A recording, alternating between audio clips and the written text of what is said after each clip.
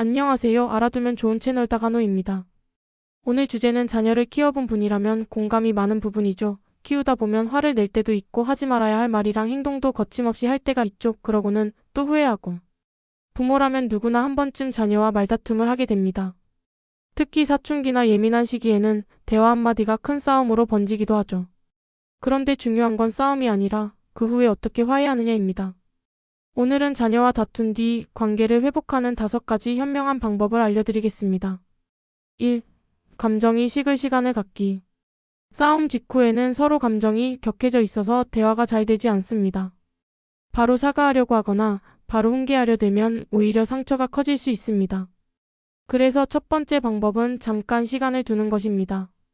부모 스스로 숨을 고르고 마음을 진정시킵니다. 자녀에게도 지금은 우리 둘 다 화가 나 있으니 조금 있다가 얘기하자라고 말해주세요. 중요한 건 회피가 아니라 감정이 가라앉은 뒤 더 좋은 대화를 하기 위한 휴식 시간이라는 걸 알려주는 겁니다. 연구에 따르면 감정이 최고조에 이른 후 약 20분 내지 30분이 지나면 뇌의 이성적인 판단 영역이 다시 활성화된다고 합니다. 그 시간을 현명하게 활용하세요. 2. 부모가 먼저 감정을 인정하기. 다툼 후 자녀와 화해할 때 잘잘못을 먼저 따지기보다 감정을 인정해주는 것이 훨씬 효과적입니다. 예를 들어, 너 그렇게 말하니까 엄마가 속상했어. 아빠도 네가 힘들다는 건 알아.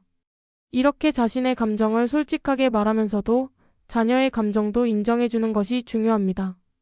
네가 그렇게 화난 것도 이해해. 내 입장에서 보면 충분히 답답했겠다. 감정을 인정받으면 방어심이 줄고 대화가 훨씬 부드러워집니다. 3.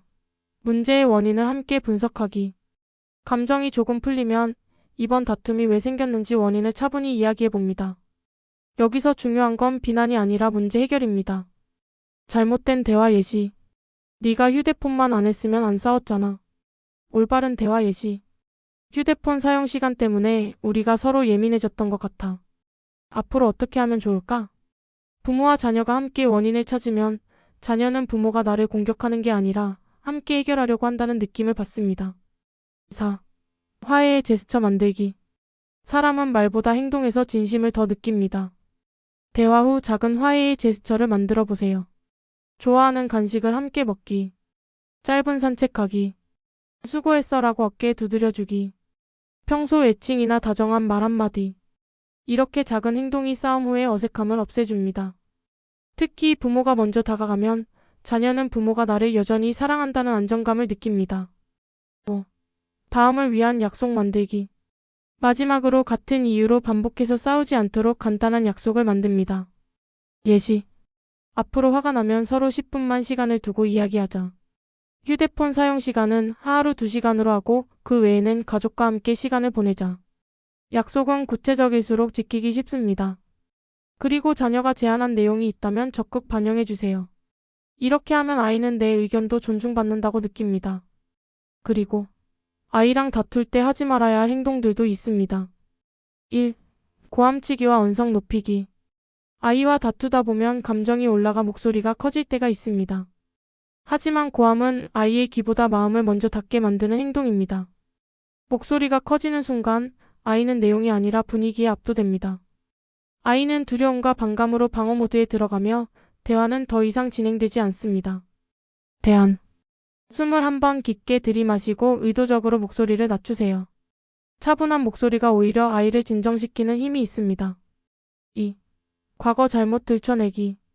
너 지난번에도 그랬잖아. 작년에도 그 문제로 얘기했잖아. 이렇게 과거의 잘못을 끌어오는 순간 현재 문제는 사라지고 아이는 나는 늘 문제하구나라는 낙인을 스스로 찍게 됩니다. 과거를 들추면 아이는 변화를 시도하려는 의지를 잃습니다. 갈등은 점점 성격 비난으로 변질됩니다. 대안. 이번 사건은 이번 사건으로만 이야기하세요. 오늘 일어난 일에 집중하는 것이 핵심입니다. 3. 비교하기. 내 친구는 안 그런데 왜 너는 그래? 누나는 참 잘하는데 너는 왜 못하니?